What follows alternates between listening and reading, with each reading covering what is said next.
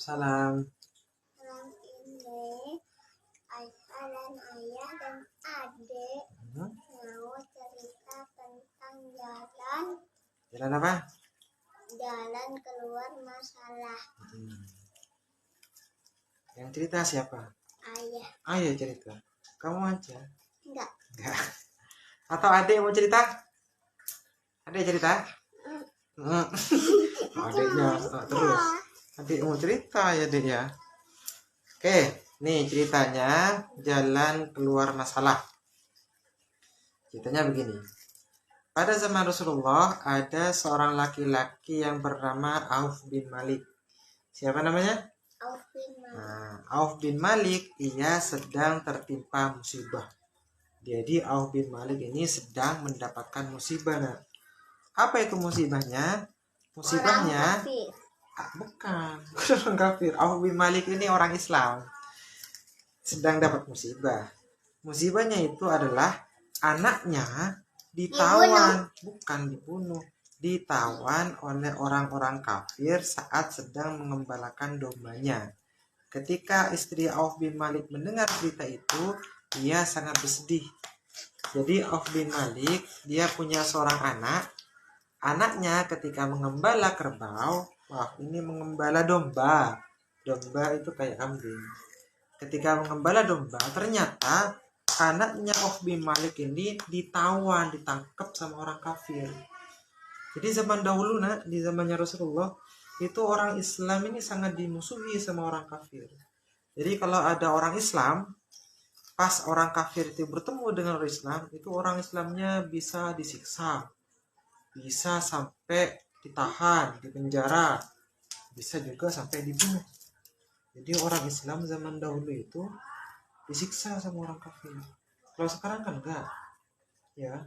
Tapi kalau orang dulu, ketika dia mengaku Islam, itu dimusuhi sama orang kafir, siksa sampai dibunuh. Ini contohnya, anak dari Auf bin Malik. Ini masih kecil soalnya. Iya, masih kecil. Bukan kecil sih, anak-anak sudah, karena sudah bisa mengembala domba. Mengembala domba itu ya kayak orang, dombanya itu dibawa ke tanah lapang gitu, ke sawah ya, untuk dikasih makan, biar makan rumput. Nah, ketika mengembala domba ketemu sama orang kafir nih, anaknya Auf bin Malik. Ketika ketemu sama orang kafir malah ditawan, ditahan. Nah, istrinya Auf bin Malik ketika tahu kalau anaknya itu ditahan sama orang kafir itu langsung sedih. Ya coba bayangin aja, kamu misalkan ditawan sama musuh, kira-kira ayah sedih nggak? Sedih. Kira-kira bunda sedih nggak? Sedih. Terus kamu gimana kalau ditawan oleh orang musuh, orang kejam misalkan? Sedih juga, takut ya. Nah, lalu Auf pergi, tunggu adek. Auf pergi ke tempat Rasulullah dan memohon pertolongannya. Rasulullah lalu bersabda, bersabarlah, jangan banyak mengeluh, perbanyaklah mengucap la haula wala quwata illa billahil aliyil azim. Apa artinya? Artinya apa? Ini?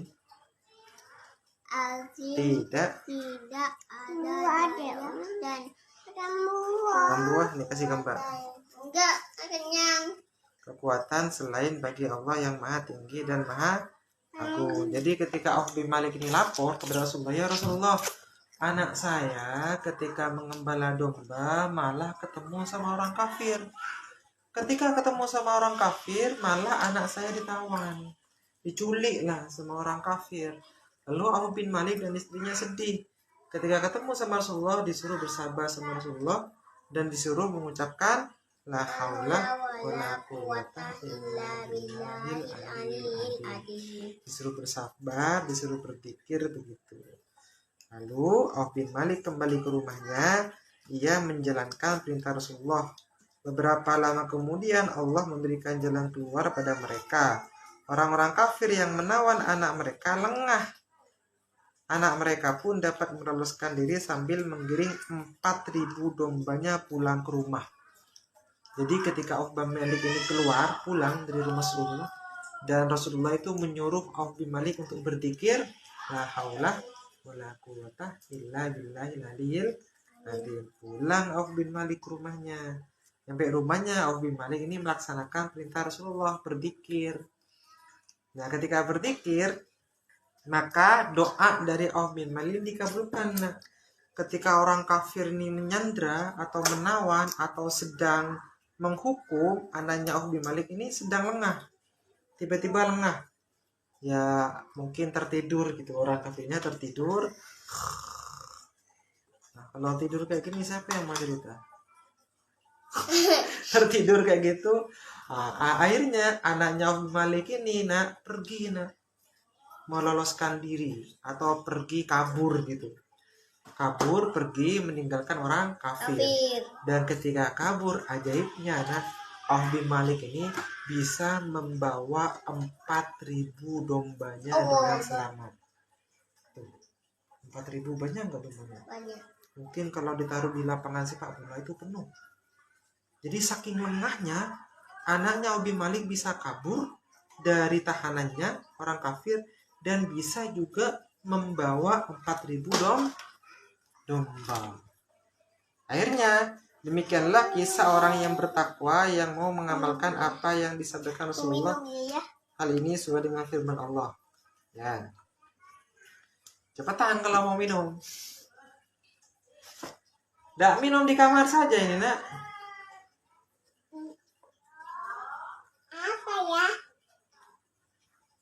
Apa ya? Mbak mau minum.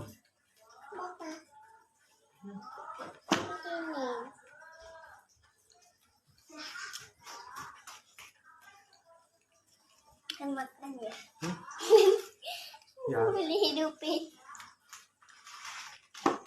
Wah. Nah, demikianlah kisah orang bertakwa yang mau mengamalkan apa yang disabdakan Rasulullah. Hal ini sesuai dengan firman Allah dalam Al-Quran surat At-Tolak. Surat Tolak.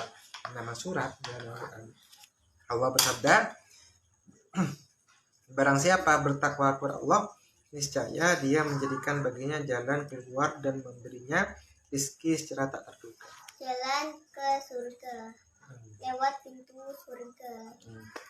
Jadi kalau Aisyah itu ingin keluar dari kesulitan, maka harus bertakwa kepada Allah. Ya, ketika Allah memerintahkan Aisyah sholat, ya harus sholat.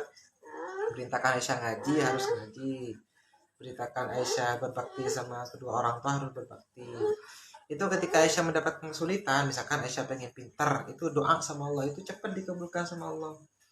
Karena Aisyah bertakwa sama Allah gitu. Aisyah ketika nggak punya uang, misalkan, ya Allah, semoga orang tua Aisyah, ayah dan bunda diberikan rezeki biar Aisyah bisa jajan, ya kan begitu. Aisyah dapat tuh rezeki dari Allah yang tidak terduga. Itu keutamaan orang yang bertakwa.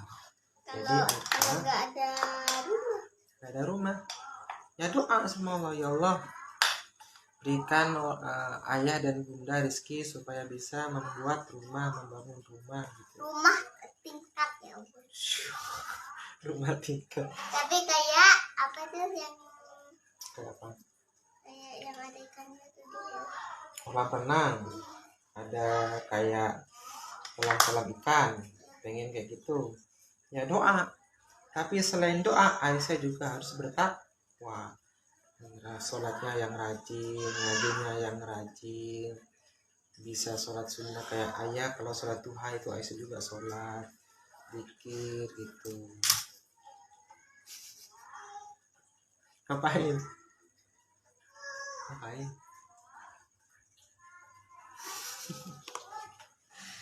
Gitu ya. Jadi tidak boleh bermaksiat. Maksiat misalkan nonton yang jelek-jelek itu nggak boleh. Kayak yang tadi kalau nggak dilihat sama orang lain, kalau Naura ya sholatnya kalau nggak dilihat sama orang. Kenapa deh? Kalau dilihat sama orang. Yang bagus ya, itu nggak boleh. Nggak boleh kayak gitu. Ditutup dulu. Sini, tutup. Hai guys, ini sudah selesai videonya. Terima kasih sudah menonton gitu. Coba. Sekian dari kami. Kurang lebihnya mohon maaf gitu. Sekian lebih kami. Kenapa, Dek? Sini adik, sini adik. Assalamualaikum warahmatullahi wabarakatuh.